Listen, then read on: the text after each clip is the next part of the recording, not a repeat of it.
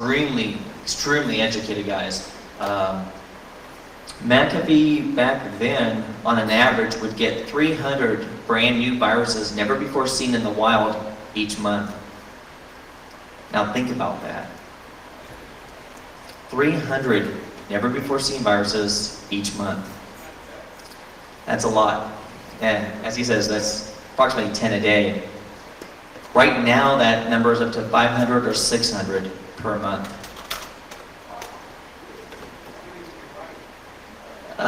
You know, it's funny you should mention that. I got a story. I almost got in a lot of trouble for making that exact same statement. I was kicking back with a lot of people, you know, at dinner who were from McAfee, and we were all talking about, and they were like, "Oh yes, it was the Michelangelo virus. I didn't know it's, you know, John found the you know, the cure for it, and he wrote the code, and it's what put McAfee on the map." And we're all talking about just how great McAfee was and how, you know, like this. I said, "Wow, the Michelangelo virus. So how long did it take John to write it?" Dead silence. I mean, I could feel the glares staring at me, and I'm going, it was a joke. He was like going, "You don't even kid about that." Honestly, McAfee is really good about not having anybody in there who's ever written a computer virus. I actually know of several cases where they've interviewed people they desperately wanted to hire, and one of the questions they asked, you know, they asked during the interview, you know, arbitrarily is like, "So have you, like, you know, ever written a virus?" And he goes, "Yeah, I wrote one or two when I was a kid." And they were like, "Can't hire you, and here's the security to escort you out." I would say I can't think of a single antivirus software company that actually would employ anyone who's ever written a virus. They're very strict about that. Even if you download the generic virus writing programs, and there's thousands of them out there right now, if you've ever played with one and just arbitrarily created one just for experiments, forget about ever working at an antivirus company, period. All right, what we're going to do is I'm going to switch off the code here and go into my actual presentation here. Hold on a second.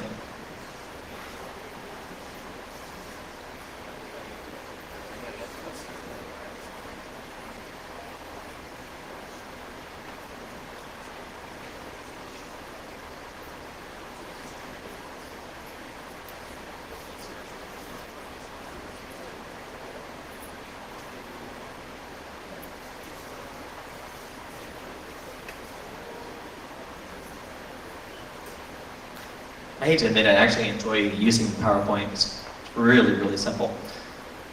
Okay, this is the introduction to computer viruses. That's me. This took a whole of 5 minutes the first time I tried to use this. So basically, when we go through this presentation here, you should be able to actually understand. Get to be on stage.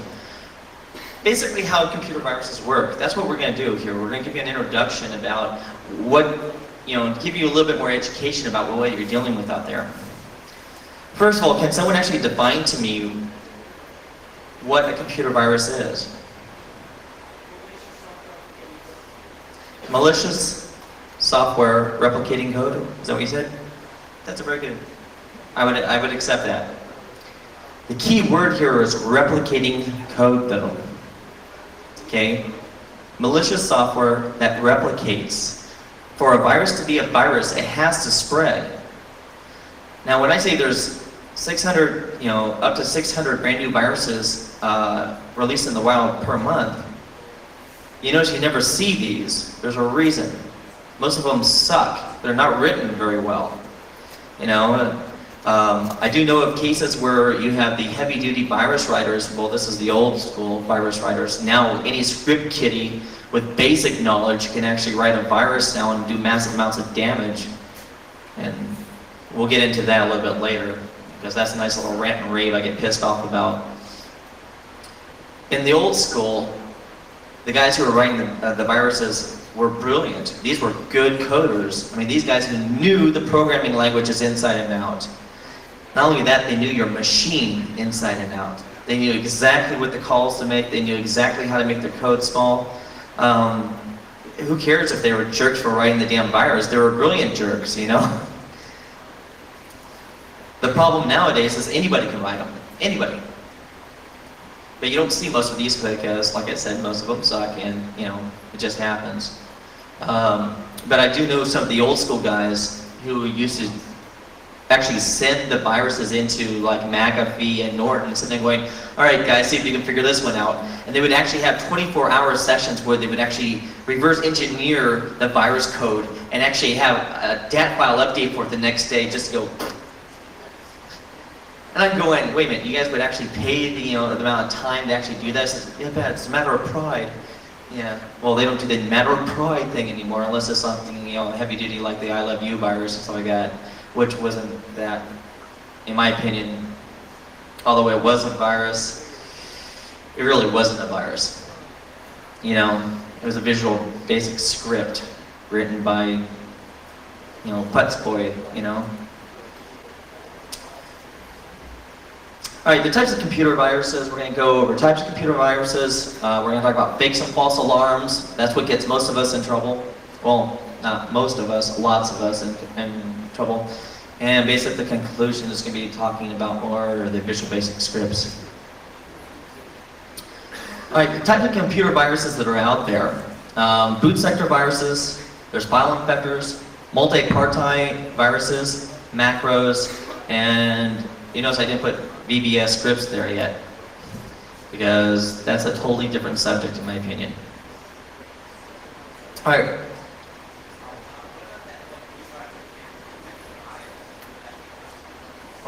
It affects the BIOS. There's a new virus that affects BIOS. Yeah, it's a boot sector. Because, well, just for information, there's about 30 or 40 viruses out there that affect the BIOS. Anti-CMOS is a very, very old boot sector virus that affected the BIOS. So this is not new. Someone had a question back there? Anybody? Bueller? No? Okay, fine. All right, on the boot sector viruses, we're going to discuss how they work and the different types. All right, everybody look at the pretty screen. Oh, this looks really bizarre. Okay, the boot sector viruses attacks the MBR of the hard drive and the floppy disk. Does anyone actually remember using floppy disks? Rockin', man. Remember the sneaker net? Was that? Yeah, it's like, hey, yeah, I need a file. Shit. Remember the days when nobody had elevators in the really big, tall buildings, and it was like, hey man, I need to take that file over to George. Oh man, he's 8 floors down. You suck. God, I hate this job. Yeah, that was my job. Here, Rob, take this file. All right, I'm taking the file. I'm taking the file. I'm taking the file. Yeah, but I could hold. I could hold 10 megs myself. That's pretty cool. All right, so no, that's fine. Good timing here. The MBR is actually divided into 3 different parts. You have the code part, the FAT and partition information part, and the marker, 55AA. Is anyone actually familiar with the 55AA? One person, 2 persons? Guy in the background? What's 55AA? Get that boy a brownie point. Yes, it's the last 2 bytes in the boot sector. All right, the way the virus, or the boot sector virus, actually attacks the MBR. The virus first copies the boot code on the drive to a different sector on the drive.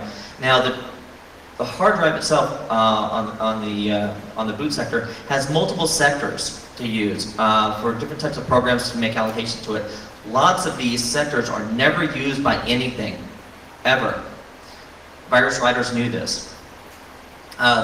Real common ones are sector 7, 9, 12, 17, 22. These are sectors a lot of viruses actually sit there and will copy the code, the actual boot code.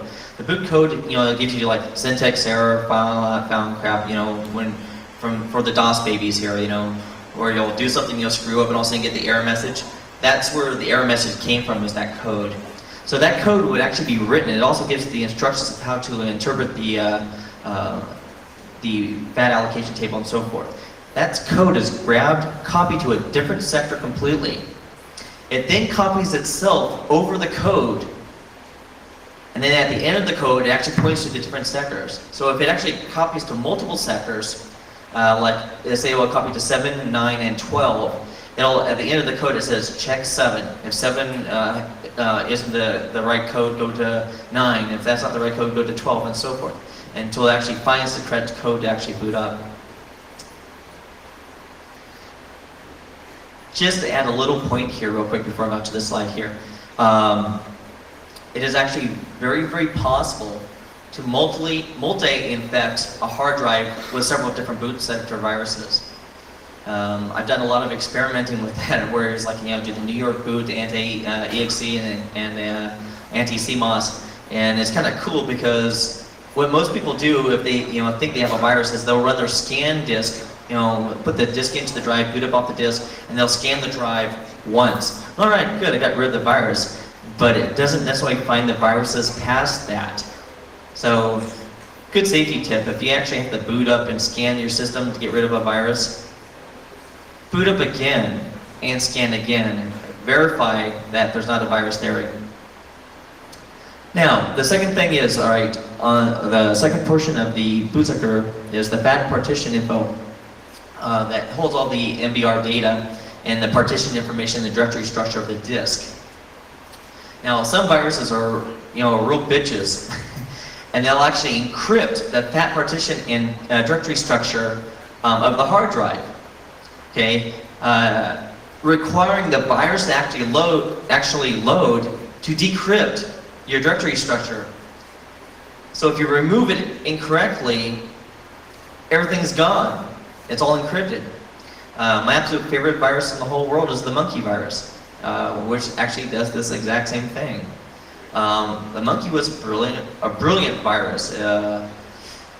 Just a real mean thing, because on many of the boot sector viruses, to actually get rid of them requires a real simple command: fdisk/mbr. All right, how many people have actually used fdisk/mbr? Oh man, I love you guys. You guys rock. I've done this talk where you're going, oh my god, what a great command. Never even heard of that. And going, all right, cool, whatever. For those of you who haven't used it, I ain't capping on you. It's cool. fdisk/mbr, people are going, well, wait a minute, you're gonna run fdisk? No, this is a cool little command. What it does, it says, I don't care what code's there, I don't care what it is, just slap on brand new code. For most viruses, it's like, virus gone. End of story, game over, thanks for playing. I can't hear you. Don't rush me. He's saying it doesn't work with the monkey B virus. You're right, it doesn't. You know why? Because the monkey encrypts the FAT partition information. Actually, that's not true. It does work. It works perfectly. It replaces the code. You just can't get anything back out of the drive. You might as well just type in fdisk and leave it to that. What the antivirus companies did for Monkey is they actually created something called a simulator. Now, this was a really great idea. What it does is the simulator runs and says, hey, I'm going to hit another drive, and it's going to initiate the duplication process of the virus. But it's going to run it into a quote-unquote sandbox type situation. So what happens is the monkey goes, hey, I'm going to replicate myself, and then it sits there and it watches the code and looks for the de-encrypt key. The moment it sees the de-encrypt key, it stops the process, uses the key to decrypt the FAT, partition information, and it gets rid of the virus. And I was like, that's cool. All right, who messed with the thing? All right, who's banging the box? All right. Damn them. All right. The types of boot sector viruses, we have stealth, polymorphic, and encrypting, or any combination of these. A boot sector virus can actually incorporate several, one, or all of these situations. These are the most popular combinations. All right, stealth boot sector virus. I'm not going to read verbatim. Go ahead and read it if you want. But basically what a stealth does is it hides itself into upper memory blocks. This is why just having an antivirus software on your system doesn't necessarily mean that you're clean and cool, because if it's a stealth virus, it hides itself in your antivirus software. So for those of you guys who've actually had a system running for several years, been doing your email stuff, borrowing disks from your friends, and then you're going, you know what, I should get an antivirus software, and you put it on your system and you install it, and you don't see anything, going, all right, cool, I'm clean. Not necessarily. I know because this actually happened to me. I actually was butzing around with my system. I had a system that I used to use for like experimenting and all that crap. And I said, all right, let's throw some antivirus software on there, you know, because I'm actually starting to really use the system more. And I was like, all right, cool, come collect it, no problem. And all of a sudden one day, boom! And I was like, what the hell is this? And going, God, man, what's this like, you know, Mary's this, you know, slut thing on my screen. Where did this come from, you know? And it's like, well, all right, you know, let me boot up and it's like, boom, God damn it, I got a virus. Where the hell did that come from? How come I didn't detect it? Well, because it was a stealth virus. It's kind of funny. The two viruses I actually got hit with, although one of them didn't actually activate, I actually ended up with the Michelangelo virus on my system years and years and years ago. And it's like, hey, look, it's a Michelangelo virus. I was actually looking at my boot sector, you know, and checking out the different sectors. Now, this is something you can do. Norton Utilities had this really great utility, I think they still do, where you can actually, you know, it's a drive editor where you can actually look at all the different sectors of your boot sector. Well, the thing is if you looked at your MBR and you see the code and all that stuff information, and you start going through the different sectors and you see that same code someplace else, there's a problem here. And that's how I discovered I had the Michelangelo virus. It's like, hey, wait a minute. This is not right. This is very wrong. And I was like, all right, let's, you know, boot up and scan. Boom, hey, it's Michelangelo virus. Hey, I should keep this. Put it on a diskette and put it in a file. The second virus I actually got hit by, anyone use Amigas in the old days? My brothers, you guys rock. Yeah, a little note about Amigas. Back in the Amiga days, we had things that were like MP3s called mod files. They were better. They were written by people like us. And smaller than damn MP3s. But I actually got hit with a virus called the SCA virus. So they were working around on my Amiga, just, you know, futzing around, having fun. Hey, and they have more mod files downloading shit all over the BBSs and stuff. And all of a sudden, the next thing you know is like, the screen starts flashing. I mean, I get this bar that says, something amazing has happened. I'm going, the hell is this? He goes, your computer's alive. And I went, what the? He goes, and it's infected with a virus. And I was like, ah, shit. You know? And I was like, SCA, boom. And the whole thing crashed. I was like, son of a man. And it was actually, I bought the disc from, you know, virus software store, which had a whole bunch of shareware discs. Bad idea. Bad idea. So I went back there and bought a shareware antivirus disc. I wasn't the smartest man back there. It was like, I was a kid. What the hell? All right. Polymorphic viruses. These are really cool. What the polymorphic viruses are, they change the code each time they replicate. And it makes it incredibly difficult for an antivirus software program to track them down, because the way the antivirus programs work with their DAT files is they work on specific signatures, looking for specific things. So if you keep changing the code on them, it makes it hard. Once again, we're going back to the simulator thing here. Once it is actually detected, because it only changes itself into so many different factors. All right, so what they have to do is they have to take the whole string and actually put that into the DAT file. And once again, what they do is they take the simulator and they sit and they run the simulator to get rid of this. And they go through the whole code key process, and then they remove the polymorphic viruses. Now, the polymorphic viruses that are also stealth just makes it even more difficult. All right, encrypting boot sector viruses. The encrypting viruses will encrypt data or themselves, making it more difficult to remove. They also make it impossible to recover data without the virus to be in effect to receive your data. You know, like the monkey virus, which is the boot sector faction. Now, see, when I say it's impossible, that's not necessarily true. You can actually get your data back. It's just a major pain in the butt. And I would pretty much say that about 90% of the population has absolutely no clue on how to do this. So the virus writers really look forward to this and say, no, all right, I'm going to write something that's really nasty and I'll throw it out there. I wasn't actually going to start this talk off because sometimes what I usually do is, and please just honestly do not raise your hand when I state these statements here, okay? Because I got to tell you, this is actually my first trip to New York, and this place fucking rocks. I love this place. This is now, next to Las Vegas, this is my favorite place to come. I'm going to come back more and more. This is such a great place. I've gotten less sleep here than any place else, including Las Vegas, man. This is like, man, this place has a pulse from hell. This is so cool.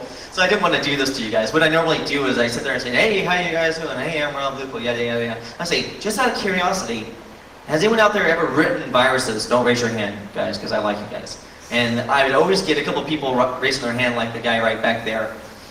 And then I say, okay, now how many federal officers in the audience are now keeping track of the people who just raised their hand? And then I get like a couple of hands like, ha, ha, ha, and I go hang it. Now, how many hackers are keeping note of who the federal officers are?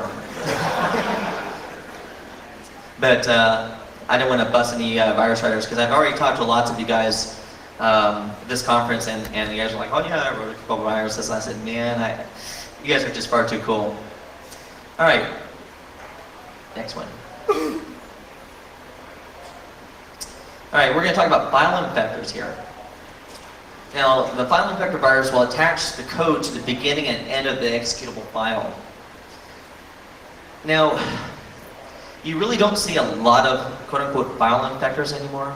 Not as much as there used to be. It used to be that boot sectors accounted for over 80% of the viruses out in the wild, and that's not even true anymore. But you still do see these, so it's important to actually understand how they work.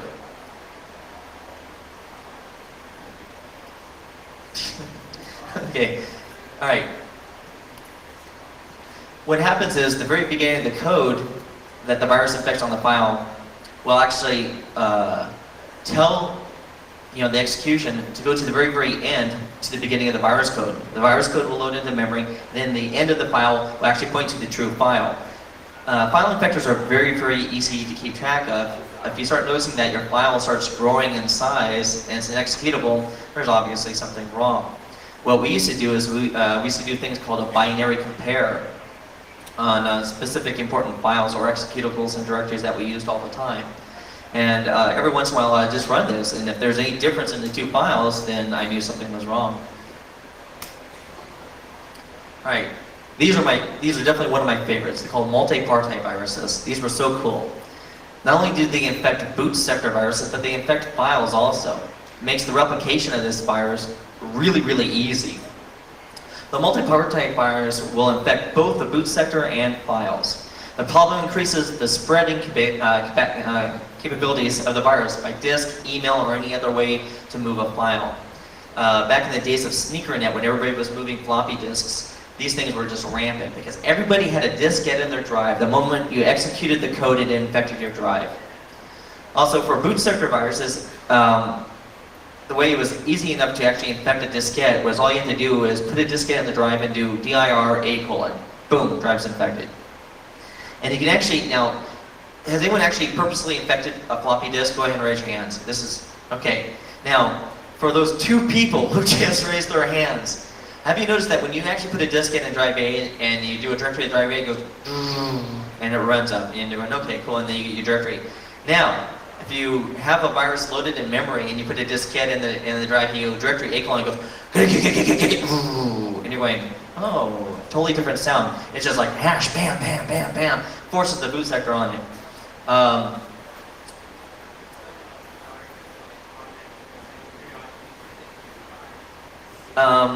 I've actually not run across a virus. Has anyone actually run across a virus that actually periodically checks for a disk in the drive? Anybody? I don't think I've ever heard of one, and the reason why is it would be too obvious. You know, if you put a disk in the drive, you're not doing anything, also your drive starts running, and you're going, what the hell is that? You know? So I don't know of actually anyone, and if someone actually finds one and lets me know, that would rock. What? Yeah, Windows. The biggest virus ever written. Okay, you're cool. I like you. I actually almost had a virus named after me. No, it wasn't named a virus. What happened was I was doing some research on computer viruses for a corporation. That was an antivirus corporation. And we thought we had found, believe it or not, a new strain of the New York boot virus. How ironic. What it was that the virus itself actually geeked itself because viruses are written to infect specific diskettes. And this was the version of New York boot that we were actually checking and decompiling was actually written for 360K disks and some with 20K disks. Does anybody even remember those diskettes? Yeah, see? Everybody else is going, they make them that small? Yeah. And what happened was that someone actually took a 360K disk and formatted it for a 1.2. Formatted it for a 1.2. Which really screwed up the boot sector of the diskette. It worked. The diskette worked. But the disk was not designed for that. And so it kept the boot sector of it. And so what happens is this disk was purposely infected with the New York boot to study it. Well, the virus got really confused and actually put it to different sectors that we had never seen before. So they're going, hey, you guys found, I was working with this guy named John. He goes, you guys found a new, version of the New York boot, so we're going to name it New York JR for John and Rob. And I was like, all right, cool, woohoo. And then we found out what it was. And they said, oh, never mind, we're not going to do that. And I went, oh man, come on. It still counts, doesn't it? Nope. All right, macro viruses. Has anyone actually been hit by a macro virus? Raise your hand. It's nothing to be ashamed of. Everybody gets hit from a virus from time to time. Okay, macro viruses. The problem I have with today's operating systems, without naming specific names, is, this quote-unquote fill-in-the-blank operating system is, they made it too easy for people to, excuse me, frankness here, well, yeah, like I'm going to shock anybody after the CDC. It's like, it's too easy to fuck with your system, guys. It's just too easy. All right? They opened everything up. It's like, hey, let's make it really cool with these Excel spreadsheets and and these other things here and Word. We'll let you create your own macros to make it easier. It's like people sat there going, hey, you know what? This is a little this is a little programming language here. Gee, I wonder. Boom. Yeah, look at that. Look at that. Boom, boom. Hey, yeah. Bam, bam, bam, bam. Who's your daddy? Bam, bam, bam. It's like, Jesus Christ, man. It's like first you get like the rainbow, macro virus. Anybody get touched by the rainbow macro virus? Yeah, it was really no big deal. It's like someone was like, hey, I wonder if this worked. Yeah, right, it worked. And then next thing you know, it's just, let's open the floodgates, all right. Whoosh, macro viruses. And you're like going, Jesus Christ, people. Question. What? Cross-platform? Well, sorta.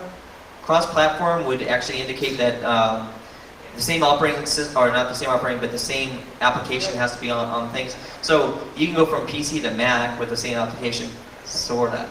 It depends. Some of the earlier ones, yes. Some of the early ones, yes. Some of the more complicated ones, no. Like some of the macro viruses will actually make specific calls that are only available into a specific operating system. And those don't exist on Macs.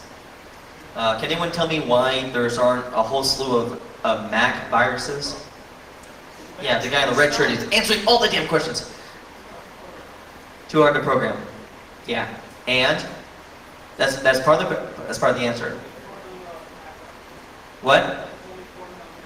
There's only 4 known Mac viruses, but why? No. I would argue that. That's a different discussion. We'll sit down over beers and we'll argue why I think Macs blow. Yeah, Steve Jobs wrote all the 4 viruses. No. Basically, in a nutshell, it's because it's not the most popular PC in the market. Okay? For every 1 Mac, there's 20 PCs. So virus writers are going to write for the quote-unquote, now listen very carefully. If you get anything on this talk, think about this very, very carefully before you sit there and say, I want Linux to be the operating system of choice for everybody in the whole world, which would be really, really cool. But the reason why there's thousands and thousands of viruses out there for Windows platforms is because it's the most popular damn operating system in the world. So a virus writer is going to write for the most popular application and the most popular operating system. Why? Because of the rule of the viruses. They have to replicate. If they don't replicate, they're useless. So the moment Linux becomes, or FreeBSD becomes the operating system on everybody's desktop, you're going to see a slew of viruses out there. Except for it's Unix, which is a different story, because in Unix everything's a file, correct? Yes? But inherently in Unix, It's not inherently executable. So maybe it's a good idea to go towards Linux and the Unix operating system because it's much more difficult. Who can tell me, aside from the guy in the red shirt, how many Unix viruses are known out in the wild? Two real Unix viruses. Would you agree with that? Huh? What? Yeah, one that AT&T made, yeah. There's very few Unix viruses. Oh, thank you for the lights.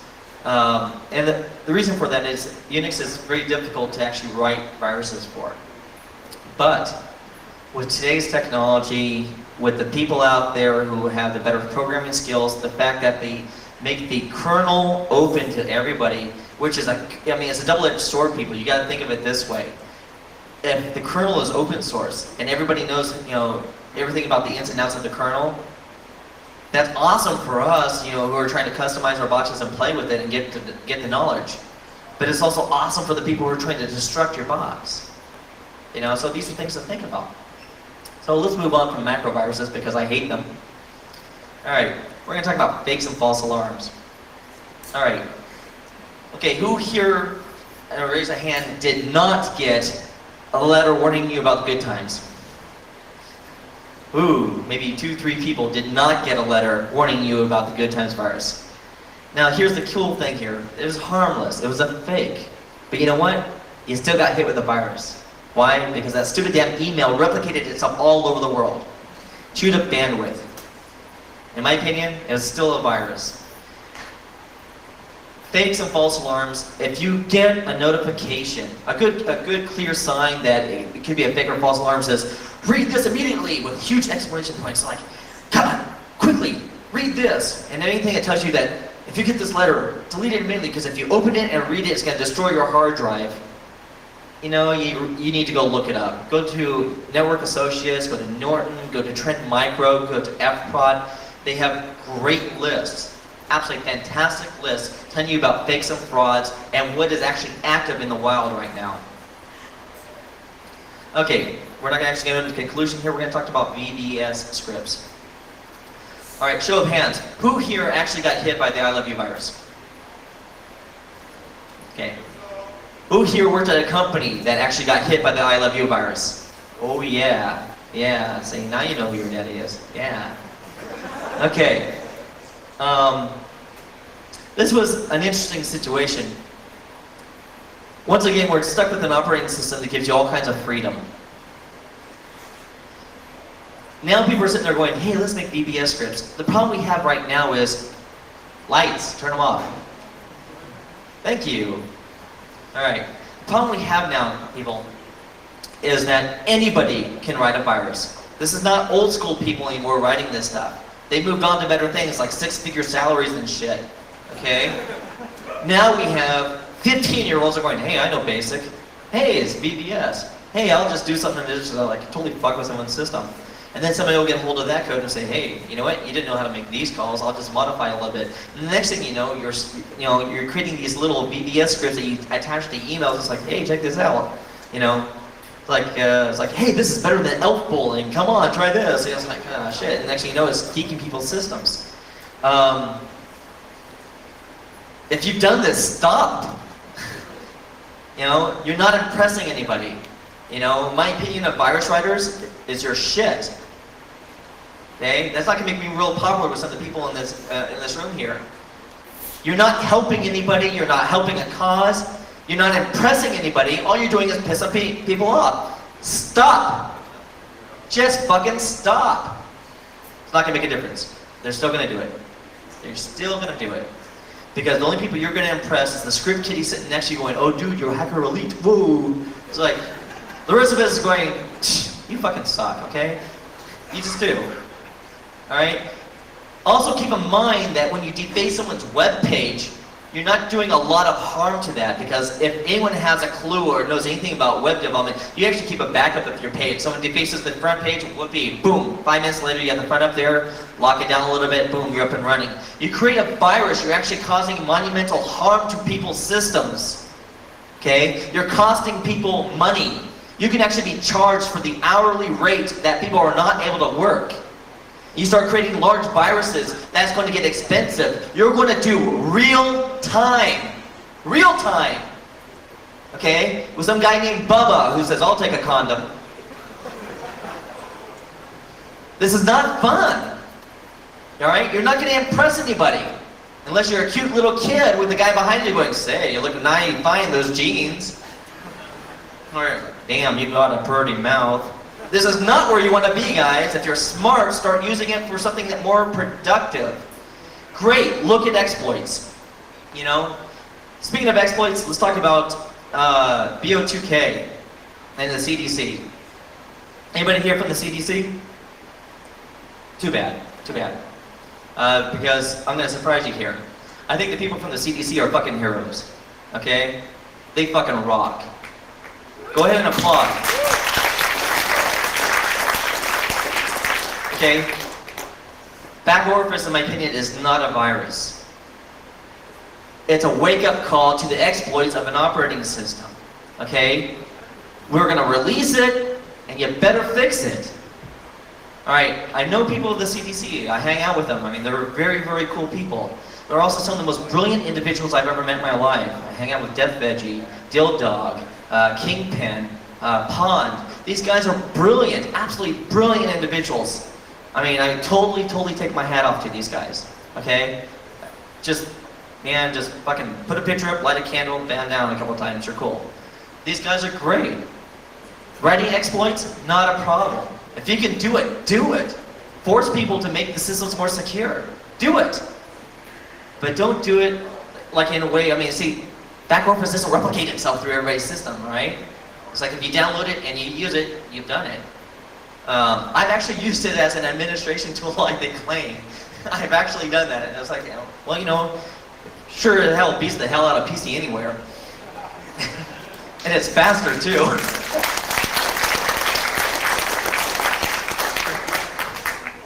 And on top of that, I can actually see them on their webcam going, yeah, that's not working. But the problem we have now is that we have made it too easy for people to corrupt and destroy your systems. I'm going to give you my view of the future right now of computer viruses. At this point right now, dealing with the I Love You viruses and the different variants and the different viruses are out there, and the fact that up to 600 brand new viruses are showing up every month, we are only seeing the tip of the iceberg right now, guys. You really need to educate yourself on protecting your system. I mean, really need to educate it. Because everybody in the world right now who works with a computer is staring right into this monster huge fan, and there's a truckload of shit standing right over it, just tipping over. And if you think I'm joking, just wait and watch.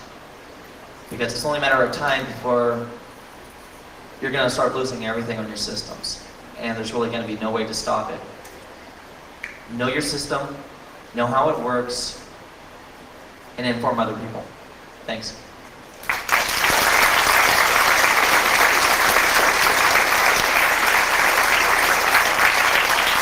All right, let's go ahead and answer questions.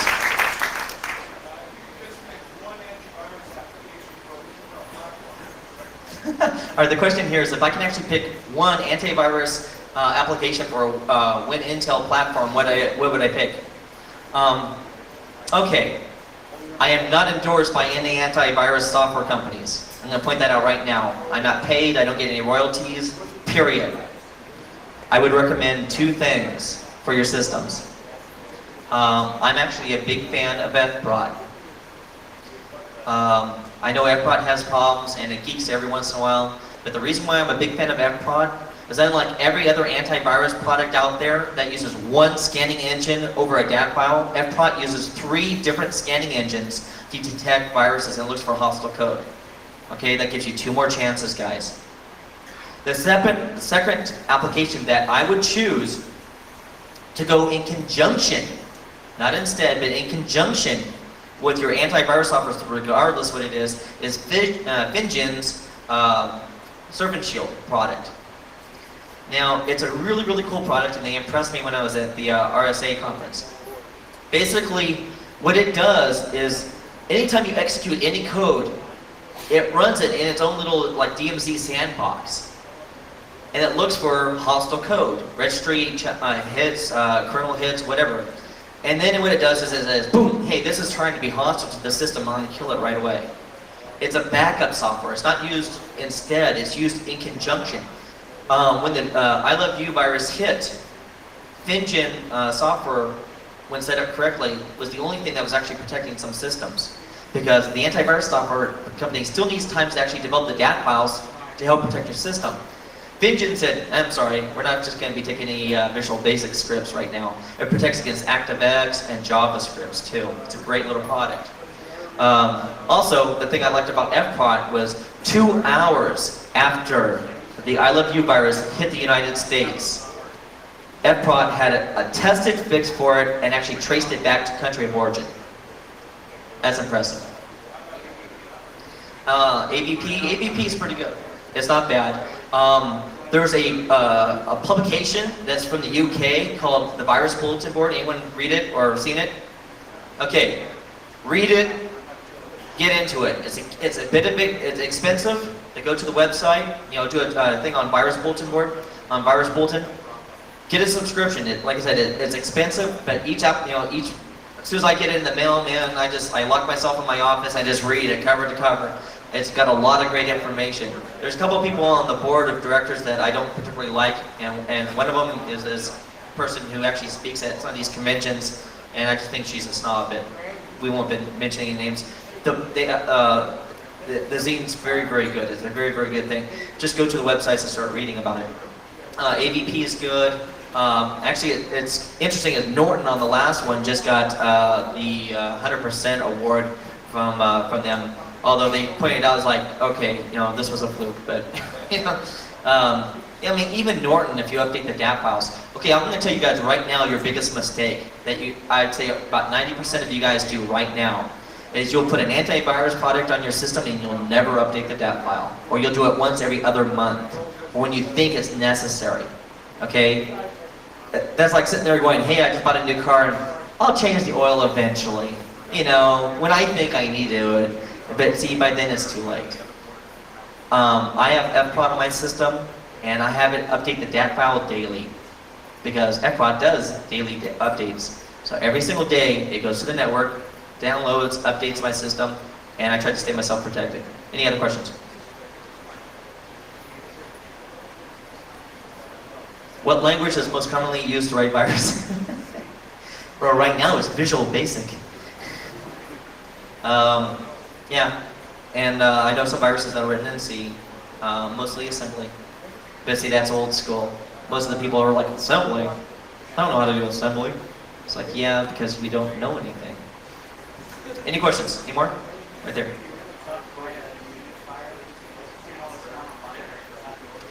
That's exactly right. His statement was it's very difficult to write a Unix virus because you can't always count on binary compatibility. Yes, that's right.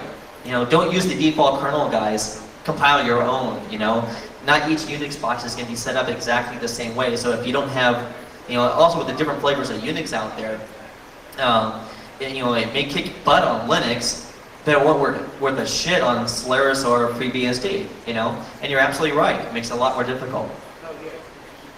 What? Oh yeah, and you're dealing also with permissions. But of course, I actually know someone who is actually working on a Unix virus that uses vulnerabilities to actually get root and change permissions and then infect the system. Question back there?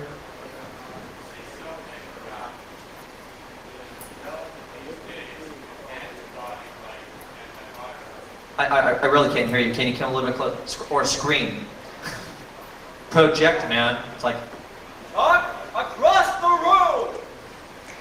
Can you say something about antivirus software that will mimic what an antibody system, what an immune system does in a biological order?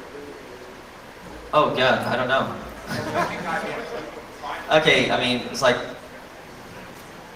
all right, imagine that you get a virus that attacks your heart and kills you.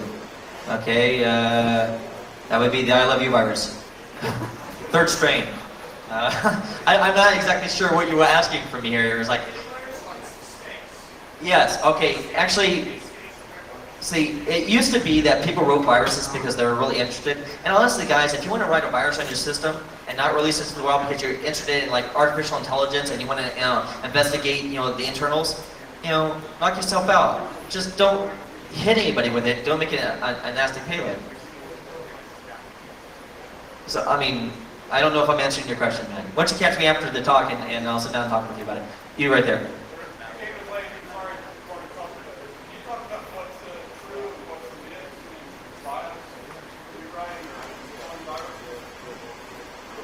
Was true or myth in what? Oh, in viruses. There are several viruses out there, like the anti-CMOS virus, that actually will change like the time state, or it'll start modifying the CMOS to geek your system. There are several of them out there. They're really, really easy to get rid of. Really not much of a big deal. They're also very old. I don't know of any actual new ones. If there are new ones out there, I'll probably find out about them eventually. Yes, sir.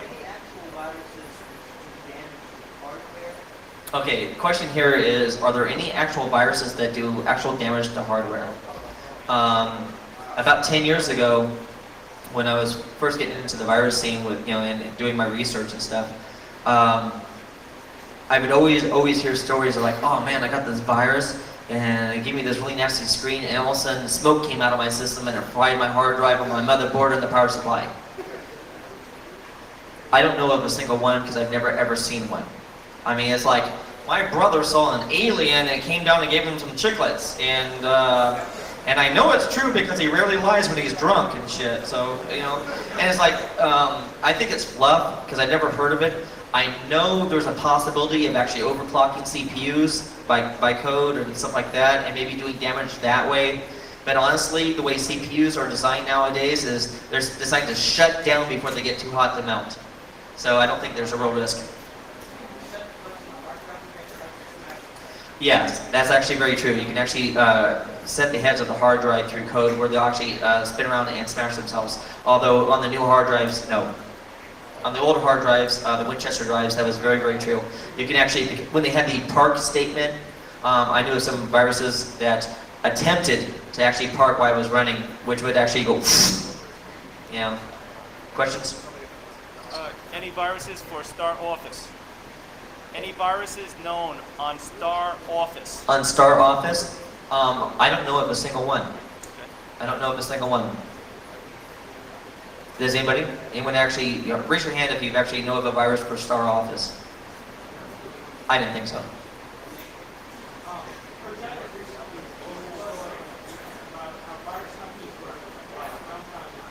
Actually, come up here and use the microphone because this is actually longer than like a 2-sentence. Progenic recently released a story about how virus companies were dumbfounded by a virus that supposedly replicated itself by just opening emails, and I was wondering if you had anything to say about that. Well, that's kind of what the I Love You virus did. Oh, actually, in the email? You know what? I've heard stories about that, and I've talked to a couple people. I know a guy named Dimitri who works for Network Associates. I used to know Igor over there too, but he moved on. I know a lot of these people who are like really, really in the scene working in these companies, and I've asked about situations like that where, about the viruses that were, if you open up the email, you get the virus. And they said they know of one that does that, one. And it only works on a specific version of Outlook. On a specific version of Outlook, which I don't think anyone has anymore, and that's the only thing I know about it. I don't remember where I read this, but it was kind of like a Mission Impossible 2 plot where these virus companies were writing the virus so they could sell their own software. Have you ever heard anything like that? No, it doesn't happen. I can flat out tell you right now, it does not happen. No virus company ever wrote a virus internally to release to the wild. I can confirm that with multiple sources. I will argue that to the day I die. And if you think about it, it's perfectly logic. Why? Because if anything happened that actually got traced back to them. Like I said, FPOT was able to trace back within 2 hours of I Love You hitting the country, back to the country of origin, actually back into the area where the virus came from. I think they actually know exactly where the first email got sent out from it. If anything got traced back to that company, the lawsuit would be so immense and the criminal charges would be so overwhelming, it would not be worth a mere 30 or 40,000 more sales. Also, keep in mind that when one company updates the DAT files, every company updates the DAT files almost at the same time, once maybe an hour or two sooner. Okay? Doesn't make any logical sense. That, of course, applies only if the virus exists in the wild, but many of these 300 a day viruses aren't produced in the wild, and many of them are just slight variations of existing ones, you know? He says, you know, talking about the fact that some of these are never released in the wild in their variants. You're absolutely right. A good example is almost, I would say, a huge chunk of the boot sector viruses are all based on the stone virus. You know, and you're right. Most of these viruses don't get brought out into the wild. Why? Because they're not written well. They don't replicate very well. And the thing is they get these viruses sent to them on diskettes or via email, via package, by people saying, hey, this showed up on my system. And they may affect a very small state, but it's like that, the 80-20 rule, you know, if 80% of the people aren't going to see it, who cares, you know? But yeah, chances are you will only see maybe 2 or 3 of the viruses on the top 10 list in the wild, ever. Yes?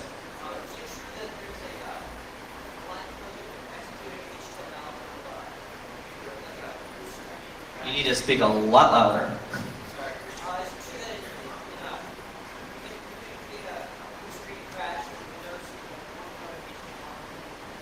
You can create a blue screen crash in Windows with a single line of HTML. I can create a blue screen crash in Windows doing almost anything I want. Hey, just running the operating system. I don't know, probably. Because, NT, you know, the funny thing is, guys, is I'm an actual MCSE. You know, and people went, well, why did you become an MCSE? I said, it was 3 weeks off of work. They're paying for all my expenses, paying for my hotel, and it added $5,000 to my salary. Shit, why not? You know, the tests were easy. It's like, was like, oh god, those are worthless. I'm like, no, it gets me more money, so who cares? And I'm actually, believe it or not, you guys are gonna boo me. You guys are gonna boo me. It's like, I actually like NT. Yeah, I know. You Unix hardcore guys are going, NT sucks. You know what I like about NT? NT's pretty cool. I mean, there's some really neat factors about NT. Actually, I'm going to give you some information that people thought was impossible regarding NT. It used to be believed that it was absolutely positively impossible to infect an NT formatted with NTFS with a boot sector virus. Anybody hear that? Ever? Okay. I proved it wrong. I actually infected an NT system completely formatted, not with a DOS partition for boot, the whole thing NTFS formatted with a boot sector virus. I wanted to test and see if it could be done. And I'm actually going to tell you how you can do it. What I did is you have to understand how NT works. NT does not allow real mode access, period, under any circumstances. +1. Okay? You can say whatever the hell you want about NT, but damn it, that's a really good plus. Anybody agree? Okay. Good. Everybody else is like, no, NT still sucks. So I'm thinking, you know, the drive is there, the boot sector is there, there's got to be a way to infect that system. And the only time that system is vulnerable is really during the boot process of the system. Even then, I couldn't do it because if you take a DOS formatted diskette infected with a boot sector virus and you put it in your drive and you boot up so it reads off the drive A first, logically it should infect. No, it's NTFS formatted. Because it's NTFS formatted, it's an invisible drive. According to DOS, it doesn't exist. It's not there. You're getting ahead of me, but you're right. What you do is you create an NT boot disk that translates NTFS. and lets you see the drive. This is an emergency boot disk used to get your information off the drive in case of an actual operating system failure. That diskette itself is not formatted with NTFS. It's a DOS diskette. And that disk can be infected with a boot sector virus. Put that disk in the drive, boot it up, and now it sees that drive. And now, you ain't never using that operating system again. I did it and the whole thing went boom, and I went, wow, damn, it worked. And I was like, oh shit, I had data on there I needed. Oh man. I was like, oh well, easy come, easy loss, no big deal. But it's like, oh great, I lost my 2 MP3s I actually had. You know? But yeah, I actually proved that it was completely possible, which the NTFS does. And then if you actually want to learn how to create one of those diskettes, just do a scan on the internet for like NT emergency boot disk. You'll find all kinds of papers written up on it. Any other questions? Yes, sir. You mentioned before that hardware can be damaged by viruses. What are your thoughts about viruses instead of using things like Melissa, where they're using mobile address lists to replicate or run Go using HTML and Outlook times? What if they were to do stuff like the flash BIOS and BIOS and finalize the motherboard? Yeah, that's actually a good point.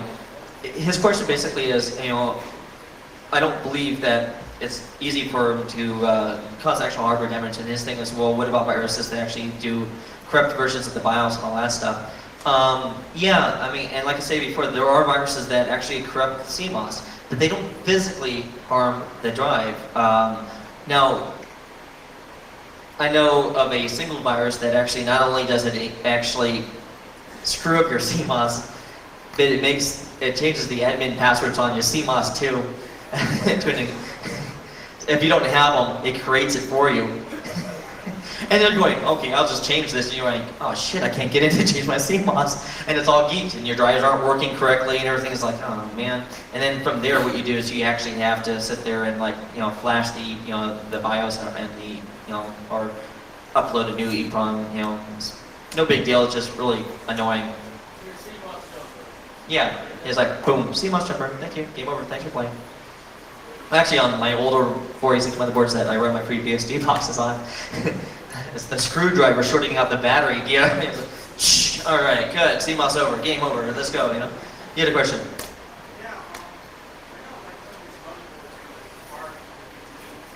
Yeah, speak up. Yeah, speak up. Come on, man. It's like you're not in a small little cubicle anymore. You know, talking to your boss. Speak. Well, anyway, so what I was asking about was this BIOS, these BIOS upgrades and the flash upgrade.